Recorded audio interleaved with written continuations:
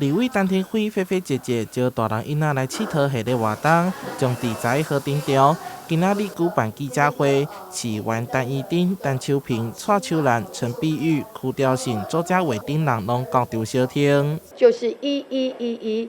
月11号，代表我们叫一路领先了哈。我们希望说，赖清德总统也好，陈亭妃也好，我们都可以一路领先。这次陈廷辉特别请到米其林必比登推介总铺师蔡瑞成，使用在地食材设计出创意美食2024天台湾卤面，在地企业茶之魔手也会分享代表台湾精神的车茶。除此之外，小朋友上爱鸡卵糕、棉花糖、菲菲和定版乖乖、爆米花，当然袂使少。阿公阿嬷的最爱也有，小朋友的最爱也有，所以欢迎大家在明天早上10点就在这个地方，我们的联合竞选总部我们的首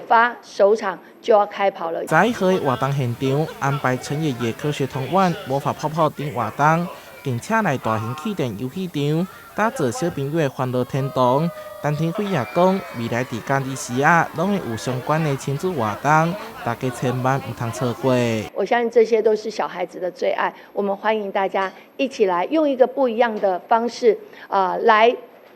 一起让我们的政治改变的不一样。因为我们的政治，民进党是最关心小孩子，最关心我们的长辈，所以有小孩子的活动，也有我们长辈的活动，所以希望大家一起来，让我们一起嗨翻天。陈廷辉希望透过活动的举办，跳脱传统选举的严肃气氛，用轻松趣味的方式，甲选民溜近距离。2024，挺台湾，挺台湾。台南新闻出海，长虹报道。